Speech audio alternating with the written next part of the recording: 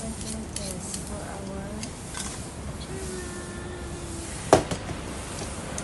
pumpkin soup.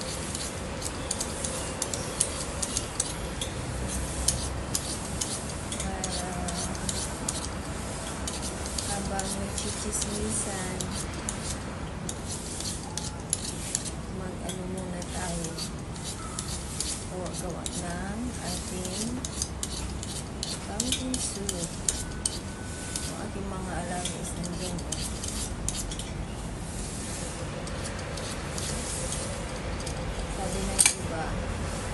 Sabi ng iba matrabaho daw ang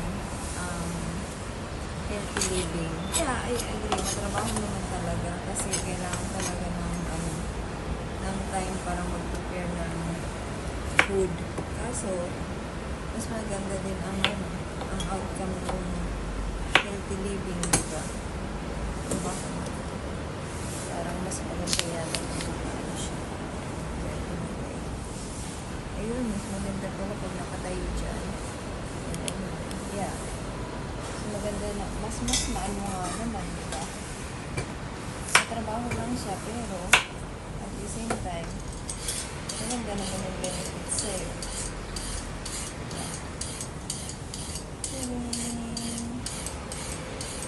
Yes? Yes? Yan ka lang muna. Kasi ibuboy lang muna natin kung saka tayo maglakad, okay? Kasi anong oras na din naman. Pero mainit ka eh.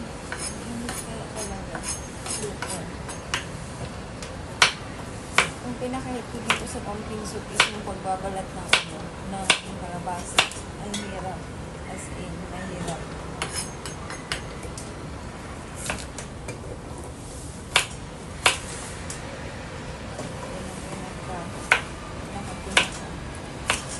Mahirap sa kanya. Ito, diba maliliit.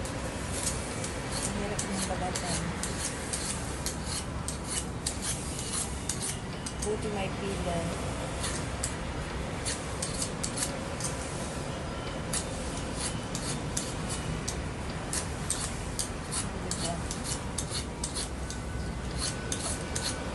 Bilis kapag may pila. Pero pag kinutsilyo mo lang to, ewan ko lang abutin ka ng chicken.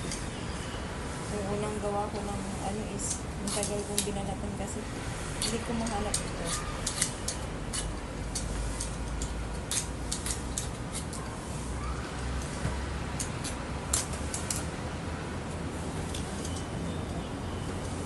Hirap magbalat ng gamit ko kasi matigas.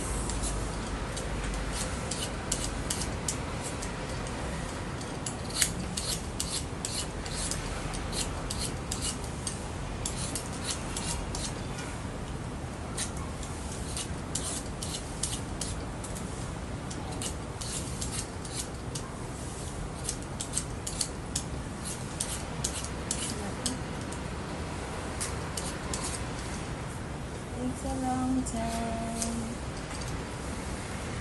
At the same time, itong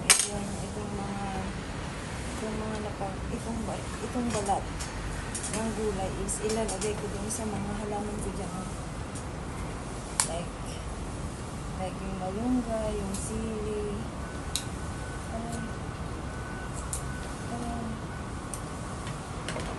It's not that really easy. It's not really easy. Lalo pag hindi ka sanay sa kusina. Kagaya ko.